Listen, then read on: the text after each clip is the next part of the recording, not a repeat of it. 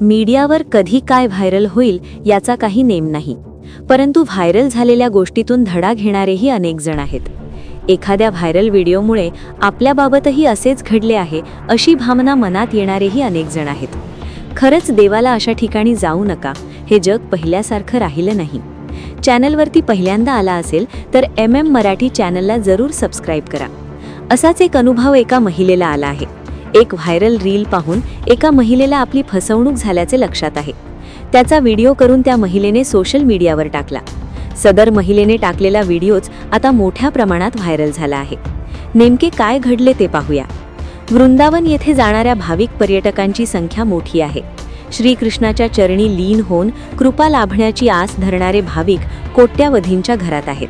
वृंदावनाची महती, महात्म्य आणि महत्त्वही वेगळे आहे. परंतु देवाच्या दारात जावे आणि आपलीच फसवणूक व्हावी ही गोष्ट अधिक मनाला लागते. फसवणुकीचा स्तर कोणत्या थराला जाऊन पोहोचला आहे याचे हे उदाहरण आहे. स्कॅम करणाऱ्यांनी मंदिरे, तीर्थस्थळेही सोडली नाहीत, अशीच भावना व्यक्त केली जात आहे. रंजना यादव नावाच्या एका महिलेने 10-12 वर्षानंतर मथुरा वृंदावनामध्ये तिच्यासोबत घडलेल्या एका फसवणुकीबद्दल सोशल मीडियावर खुलासा केला आहे. आतापर्यंत या फसवणुकीबद्दल पुसटची कल्पनाही नव्हती, परंतु एका रीलने डोळे खाडकन उघडले. एका बाबाने तिला 501 रुपयांना एक यंत्र विकले. रंजना यादव यांनी झालेल्या फसवणुकीचा घटनाक्रम एका व्हिडिओतून सांगितला आहे. रंजना व्हिडिओमध्ये सांगतात की ती 10-12 वर्षांपूर्वी मथुरा वृंदावनाला गेली होती, जिथे एका बाबाने तिला 501 रुपयांना एक यंत्र विकले.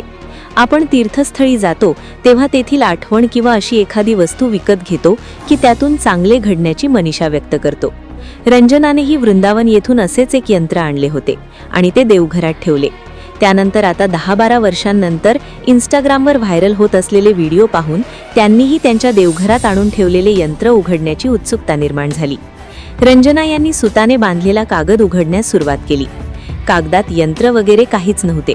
काही कागदांची एक पुडी करून त्यावर 1 रुपयाचे नाणे चिकटवून या सगळ्या गोष्टी एका दोऱ्यात बांधल्या होत्या. पुडीभोवती गुंडाळलेला दोरा रंजना यांनी कापला, त्याला चिकटवलेला 1 रुपया बाजूला केला आणि पुडी उघडायला सुरुवात केली. तथाकथित यंत्र उघडायला सुरुवात केल्यावर आतमध्ये द्रोणाच्या आकारात केवळ प्लास्टिकची वाटी आढळून आली. हे पाहिल्यावर रंजना यांना मोठाच धक्का बसला. याचा अर्थ असा की 501 रुपयांच्या गुंतवणुकीच्या बदल्यात फक्त 1 रुपया मिळाला आहे. पैसे कमावण्यासाठी माणूस काय काय बनवू शकतो.